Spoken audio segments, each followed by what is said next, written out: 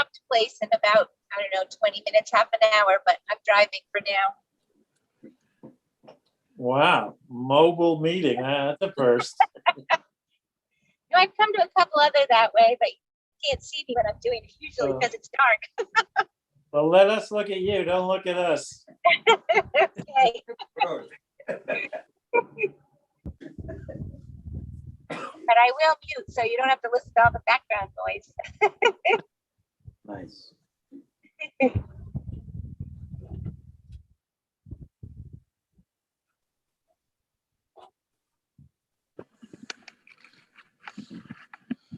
This is the thinnest packet we've had in months. I can't say I'm heartbroken about it. All right, Bill, you're all set. You have live streaming and recording going. Okay, thank you, Carol. We'll call the meeting to order. The May meeting of the Little Compton Agricultural Conservancy Trust. Members present are Bill Richmond, Rusty Cabot, Wayne Montgomery, David Wexler, Mike Steers, and Ellie Field. Carol Wardell is running this meeting technically, and Cheryl is here as well. The first order of business is, or the second is to approve the minutes of the public and executive sessions of April 7th of this year. Do I hear said motion? I'll make that motion. Second. All in favor? Aye. Aye. Thank you.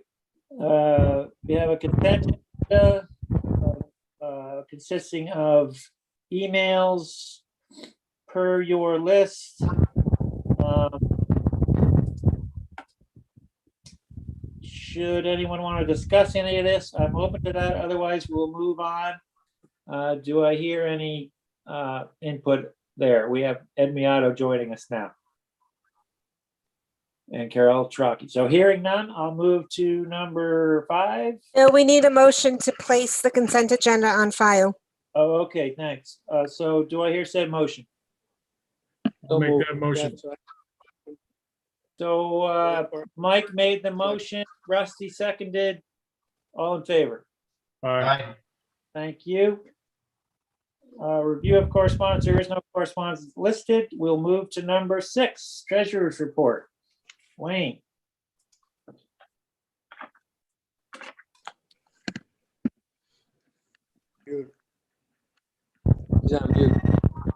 Carol, can you unmute Wayne? He has to unmute himself. Wayne, unmute. Wayne, if you just push the space bar. The space bar is if you're typing.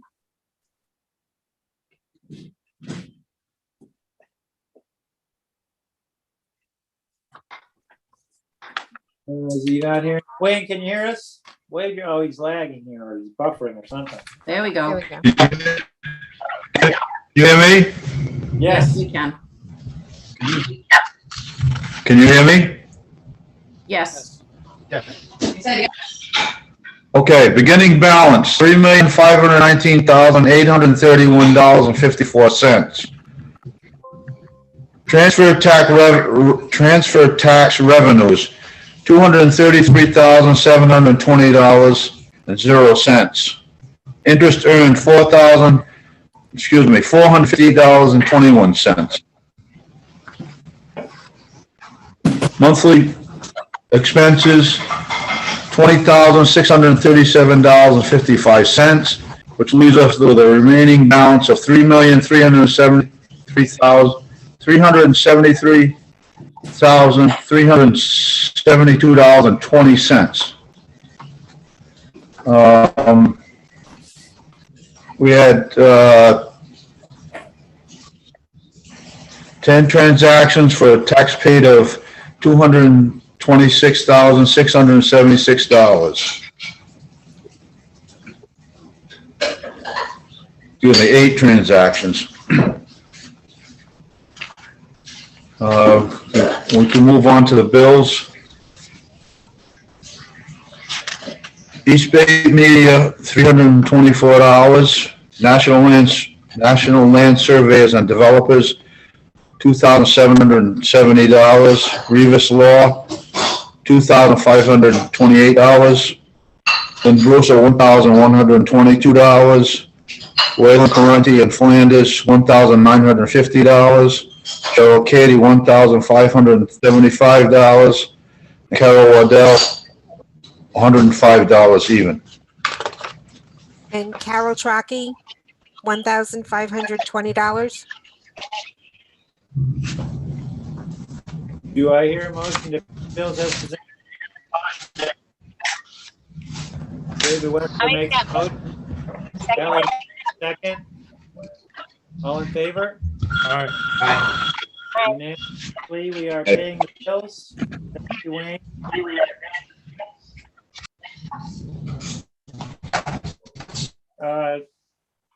Moving on to number 7, old business subcommittee reports, public awareness. The first item here is website internet-based hunting forums. In your packet, there's some correspondence, and there, Roy and Cheryl and I have been kicking this back and forth. I think we're making progress. I think probably most of the delay is my fault. Some of it's on Roy, but we're getting there. Yeah, the goal is to be able to have hunters go to a website, hopefully a link through ours, fill out a menu-based form, send it to us, have us, at the moment, me, review it, and then send back a permission slip. And then we're getting there, and we're working on the format of that and the technology of that. So that'll be exciting. And then also in that process, there'll be a aggregate record of what hunters are hunting where and so on. So that's underway. We've made some progress. Outreach projects, communication, mailer survey. So before I do that item, I'm going to skip down to signage. I have Ned Levine and John Gwynn with me here tonight, and John's brought some drafts of signs, and I'm going to show them to you. So this is the draft, correct me if I'm wrong here, John, of the sign that's going to go at Peckham. Yep. So the header, take a walk on your land. We're going to move down into these farming graphics showing what's happening actually at Peckham. There'll be a descriptive section. And then individual items talking about hay fields, grape growing, hedgerows and stone walls, locally grown produce. Then this green is the back of that, proposed back of that sign with this message on it: open land is the pride of Little Compton. Generous neighbors keep Little Compton special, support local farms. Underneath this big sign, which you can now see as I'm panning so expertly, is this small, this will be underneath, and it says dogs welcome, take photos, not produce, flowers or firewood, no motor vehicles, hours dawn to dusk, no picking, respect farmers' property, hunting by permission only, no smoking or littering, enjoy your land. And then this would be on every sign, on every site. So we're proposing that all fee-owned Little Compton properties get this marker on a simple little post. This is something that actually was underway when I first joined the trust 17 or 18 years ago. We're going to revitalize that effort. And that will look as the same logo as the flyer that everybody loves. Right. So there's consistency in our messaging, and the message that of what we're doing, how we're doing it, and the advantages to our citizens are all delivered. So, John, thank you so very much for this Very huge happy to effort, help. and as well as for Ned. So with that, I will ask Ned to speak to the mailer survey item on the agenda. So the survey is complete. The survey is going to be administered or delivered by Survey Monkey. Cheryl and Helena are working on that. The mailer was approved today and it is at the printer. And so during the month of May, we should start to see completed surveys come in, and then the outreach group will be tabulating those and providing the information to you guys in a digestible form, we hope. And so that's good. Then we'll go on to the balance of the communication program. Before we do that, we'll get some input from the members. But we really have two excellent people working on this in Gail and Helena, who are very collaborative and efficient. I think Cheryl would confirm that. We have the signs that you've just seen will be erected, and particularly that small fee property owned one will then give an indication of land that is open for people to enjoy, walk on, but those will be selected with member approval. So that's most of what's going on. The public access part is waiting for the signs. Great. Any questions, comments? It's okay. Wayne, I had to put you back on mute, so you'll have to unmute yourself again. There was too much background noise. Did Wayne put his hand? It looked like he was talking. What do you got? Can you hear me? Yes, we can. I was just gonna ask Ned if he's done any research on the post and how they're gonna hang them. Yes. I got a recommendation from a beach for a guy who's building the new beach. A guy on Long Highway named Micah Shapiro. He's eager to provide a quote, and we're looking for others too. If anyone has a recommendation, there'll be drawings for you to see before anything gets.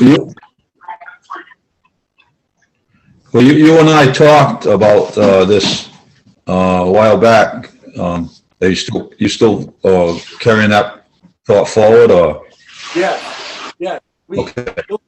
You'll see what's proposed. We just had to get to solidify the sign sizes before we could start to figure out the structure. Very good, very good. The signs look excellent, but the post and where they're hung and what's around them makes all the difference in the world. I think the signage and everything looks very good. Yeah, I think You guys did a good job. Yeah, we'll be pleased.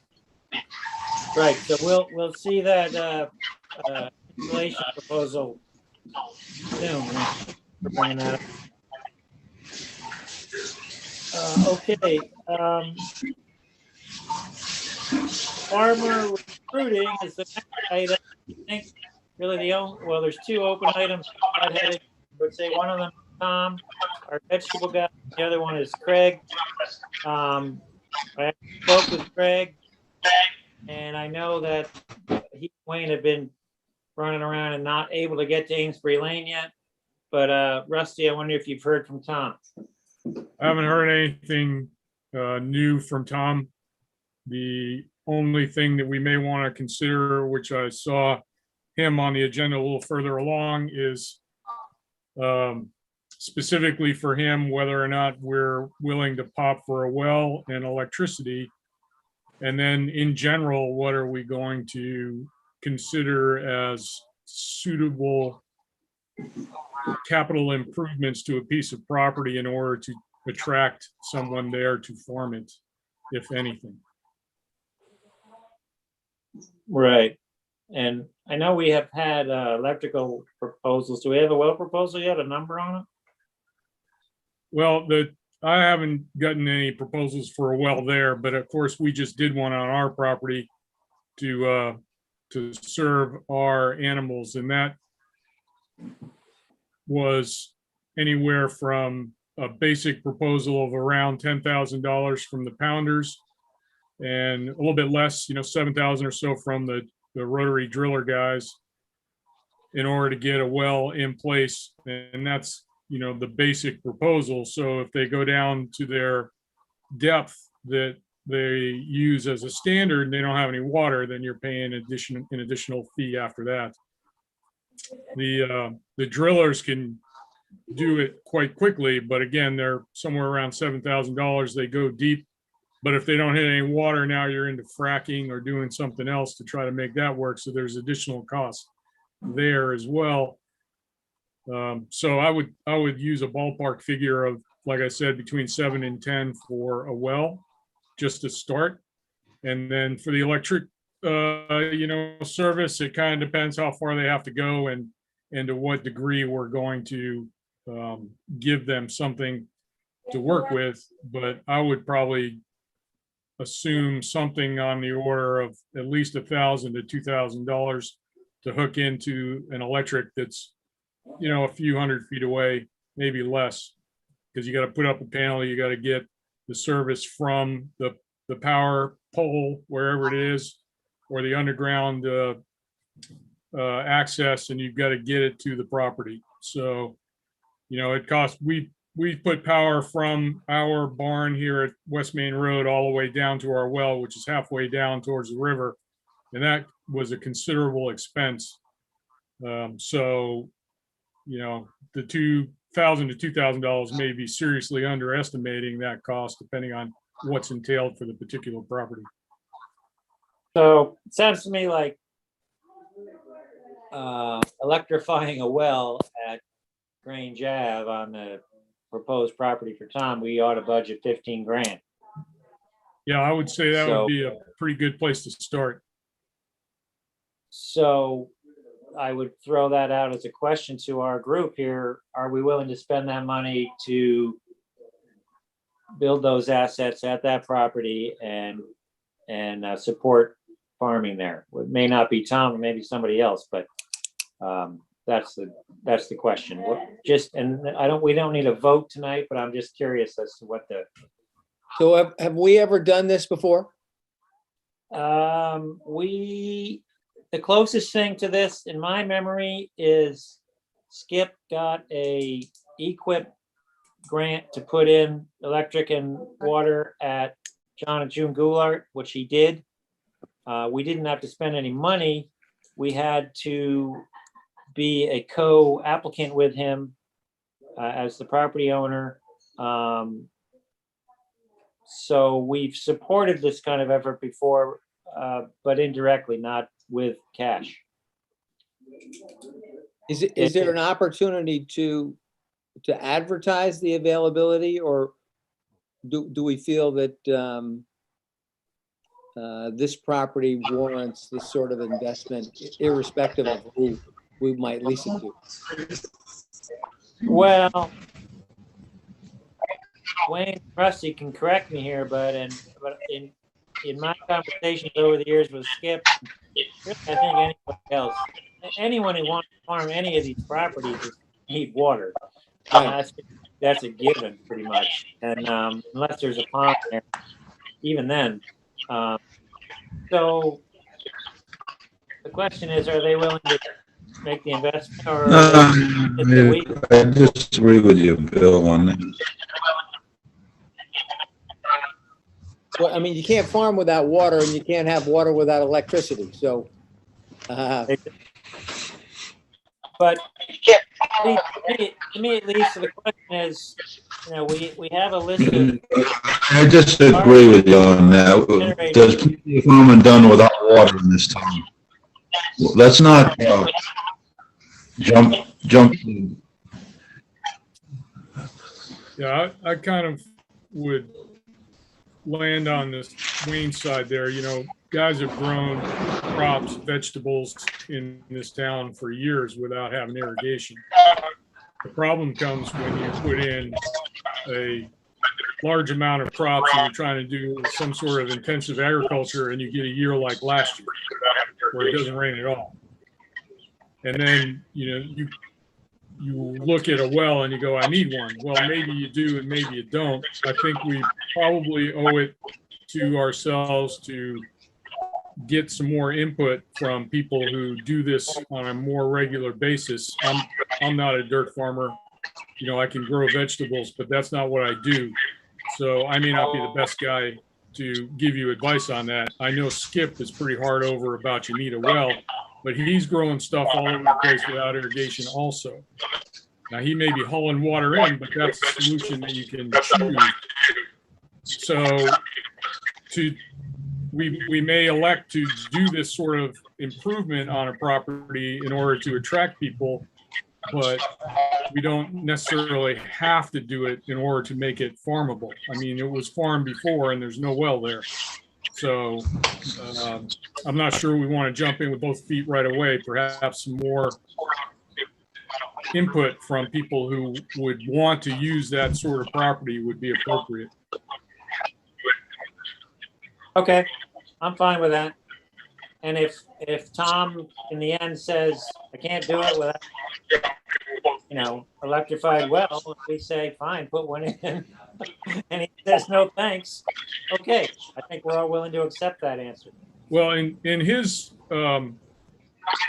defense, the property is owned by us, so the well would be owned by us eventually, and having him pay for it would be a little bit, just out of sorts with us owning it. So I don't, if he can get a grant or something, that would be one thing with us as a partner, but I'm not sure that we want to tell him to put it in his own well either, because that could perhaps give him a lien on our property if that were to come to pass. So if we think it's a good idea in the future, I do think that we need to own the infrastructure. I'm just not convinced that it's necessary. Right. I think it's an improvement that we own in any case, but no matter who pays for it, because obviously you can't take it with you if you leave. But yeah, I think that's all fairly said. I don't think we need to commit to building that infrastructure at the moment. So I'm just curious we have that one individual and we have Craig on Amesbury. How are we sort of outreaching to, for a while there, we thought we had other Little Compton farmers that were looking for land. And I'm just sort of wondering how we're reaching out to them and seeing if there are people that would be happy to farm that property without a well. Well, I think we're a little bit in a chicken and egg right now. We're trying to decide if Tom wants it, Okay. and what we're willing to put into it to make him want it. And if he doesn't want it, then, what can it be used for and who's interested in it? So once we, I think, get Tom sorted out and our own desires for what we would like to do or not do from an infrastructure perspective, then we can move forward with, what are we going to do with that property? Yeah, I agree with that. So we'll give Tom some more time. I think that like what Tom wants to do with it is a really worthy cause. So it's worth really thinking about that too. Agreed. Tom wants to do it is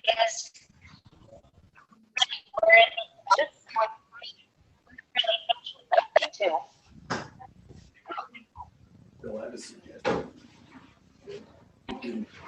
I don't know about any of you, but I didn't understand that. Yeah, Ellie, we lost you there. I don't think that was me talking anymore. I think that was somebody else, like maybe Wayne. Okay, so let's just set that aside for the moment. I think Wayne, I hate to do it, but I gotta mute you again. is that back? Okay, so I think that concludes Outreach Project's update. Stewardship Committee update is from Carol. Carol, what do you got for us tonight? I have very little to report. We're still moving on BDRs, and I've been working on the new properties, and we will be working to get the round of monitoring wrapped up over the next couple of months. That's about all I have. I'm happy to answer any questions, but I don't have much to offer this month. I'm fine. Anybody else? Okay, thank you, Carol. Peckham, the parking lot and stone wall proposal, that is work pending. Where do we stand with Mike? Let me ask my associate. Yeah. Johnny, what's up with the wall? We're trying to find, I'm asking John Gwynn what the status. I haven't heard from Mike recently, but I know it's on his schedule to do pretty soon. Okay, so I we're gonna haven't get, heard from him. we're gonna get that. His girlfriend was really sick all winter, so he's way behind. But it's on his list. Great. Pine Bridge Realty and Ponce, removal of stones and grading, that's under the same heading as it's a Mike project. So that's pending. PT Morrow Preserve, I have been corresponding a bit or receiving correspondence from John Berg.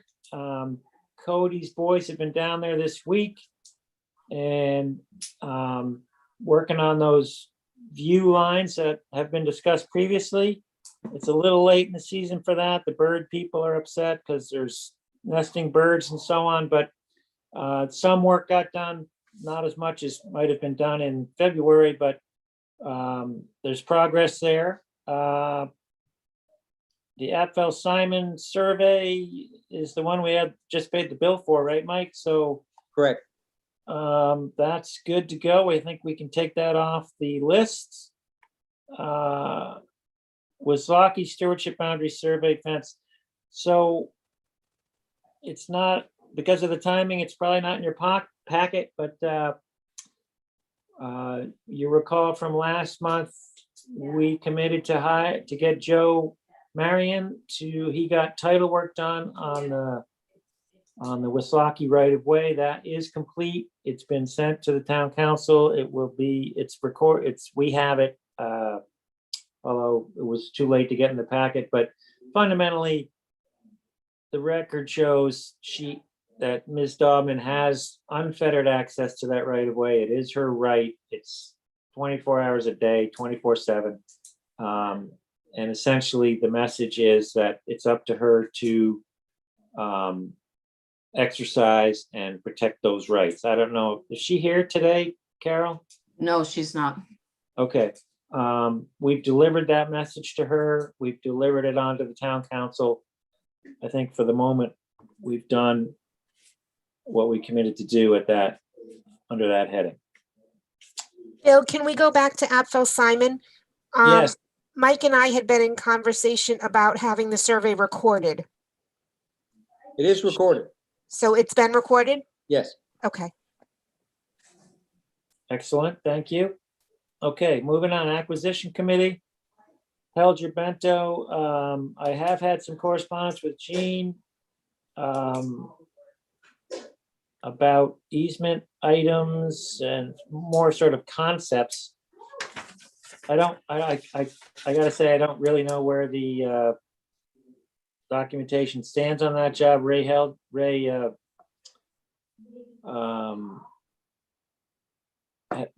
been silent on that, so maybe he's still away. I don't know, but I'll keep chasing that down.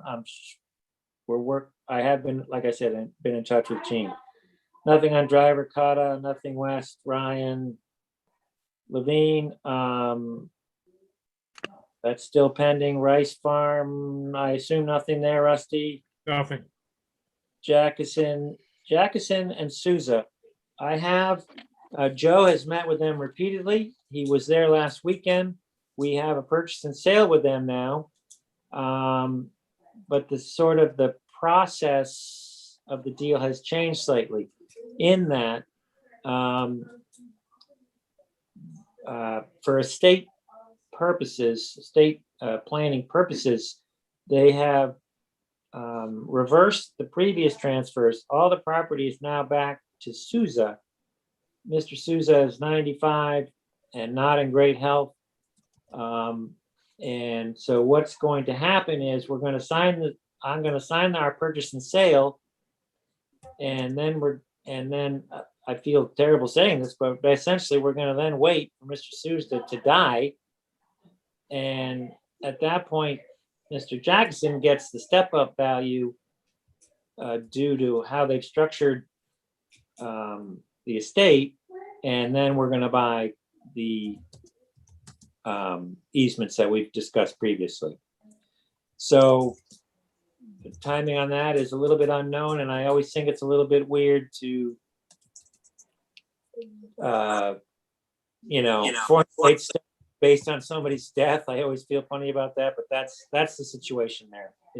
It's all documented. Joe Marion's done a nice job there actually for us.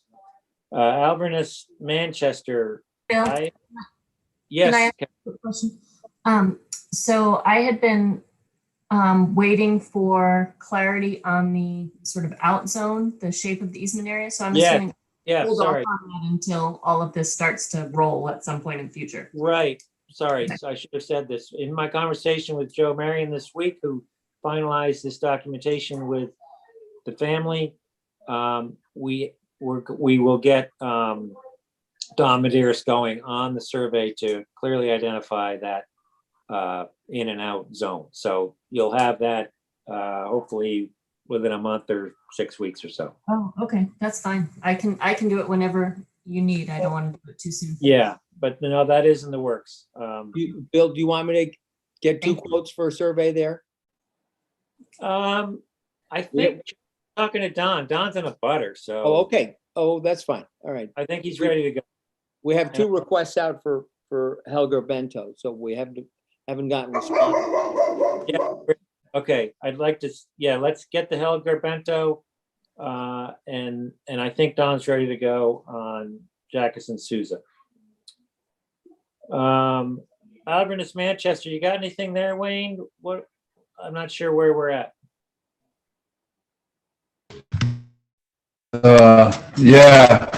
I'd like to go over it in the executive. Okay. Yep. Nothing on Radcliffe. Nelson is in executive as well. I will move it. I will discuss it there. No Booth. Westport Land Trust is pending. The paperwork is done there. Joe was working on that also in the last 10 days. I believe he's got final language as far as the easement going back to Westport goes. And so we should be all set there. That should be closed before next month's meeting. That concludes acquisition committee. New business, I think we discussed Tom Young. Is there anything else to discuss with Tom Young that we've missed? Hearing none. Carol Wardell, do we have John Berg here tonight? Yes, you do. John, would you like to speak? I was double muted. Yes. You mentioned Radcliffe.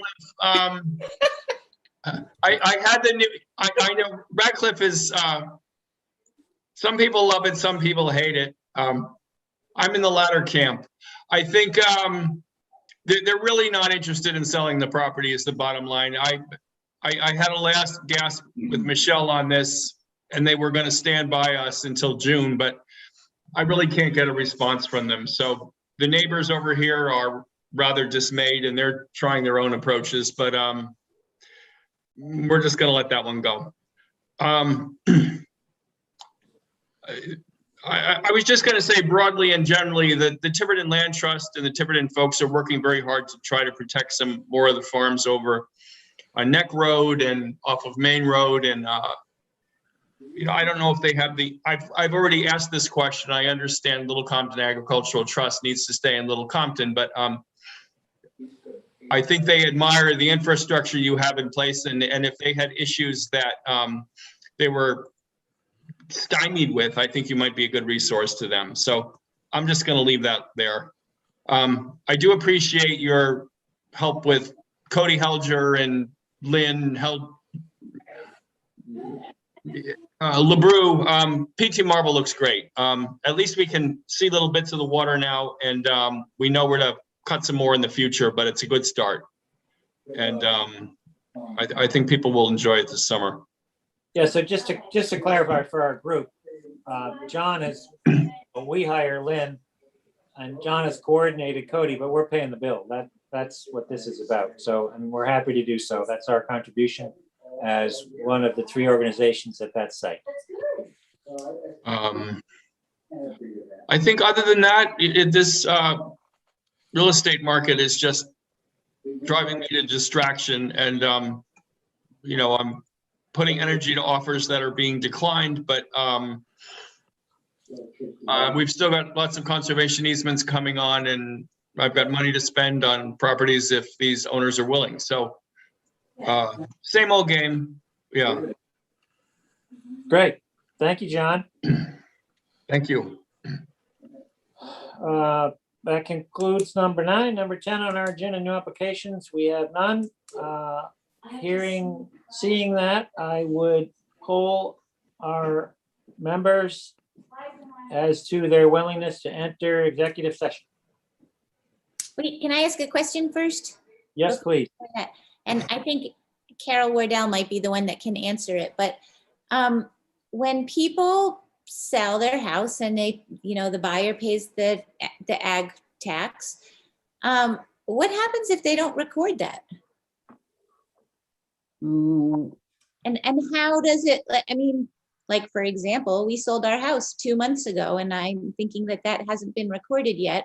And it just sort of occurred to me, like, I wonder how many other people might be out there having not had it recorded, and not, so therefore the ag trust doesn't get the money until it happens. Well, the house doesn't actually get sold if it doesn't get recorded. I mean, means we you can pass a piece. And are you sure that yours hasn't been recorded? I'm not looking at those daily, so. It hasn't been in the ag lists, and it hasn't been in the paper, which doesn't hurt my feelings any, but I'm sort of glad, but Well, I would check with the attorney that did the closing. Yeah, but I mean, we know about that one because it's me, but like, how do we know? Like, how do we keep track of all the other houses that have been, is there a way? You can't. If you have no idea that someone has signed a deed over to someone else, you have no way of knowing that it's actually transpired. And they won't be able to go to a bank and do anything with the property unless it gets recorded. So at some point in time, it'll get caught, but it won't be quick. Gotcha. All right. I was just curious about that. Thanks. Okay. It is an interesting question. I'd never thought of that.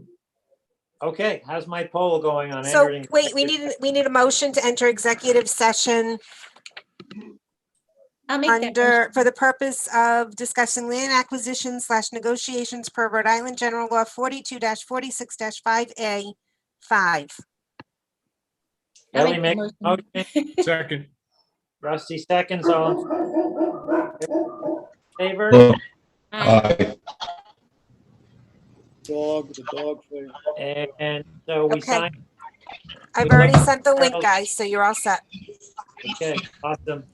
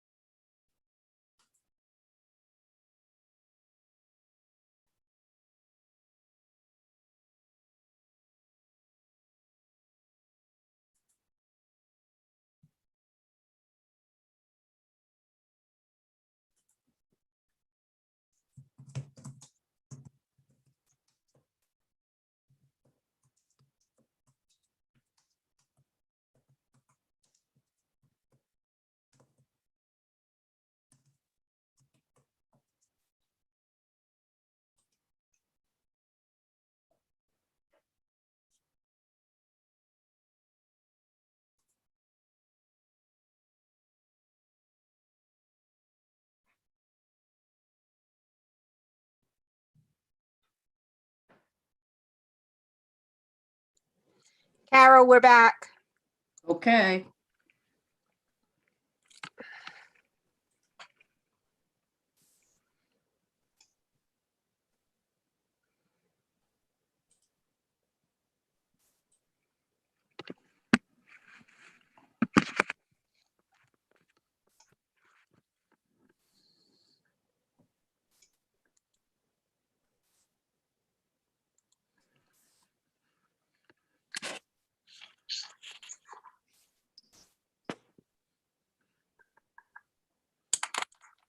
This is coming.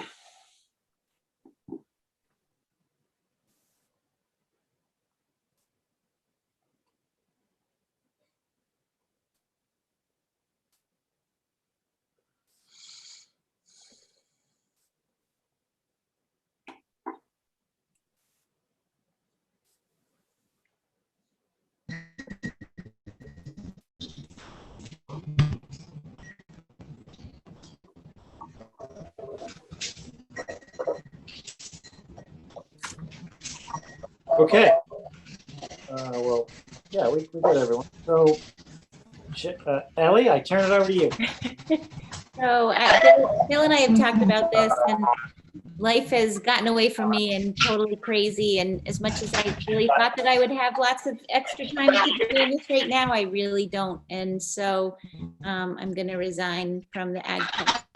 I'm very sad to leave you guys, but I've really enjoyed my time with you. And thanks for letting me be a part of it.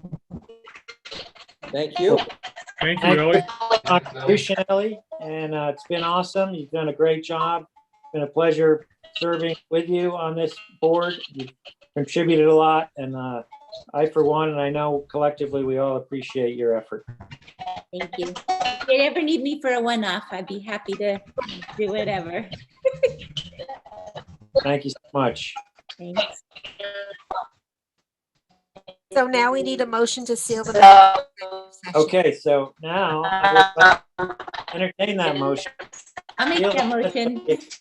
Ellie has her final and most and very valuable. I'll second. All in favor? Aye. Aye. And following that, I would ask to everyone in favor of that. Aye. Thank you all. Thank you. Thank you, Ellie. Thank you. Thank you, Ellie. Thanks, guys. Thanks, Ellie. Everybody. Good night, all. Bye. Hi, guys. Thank you.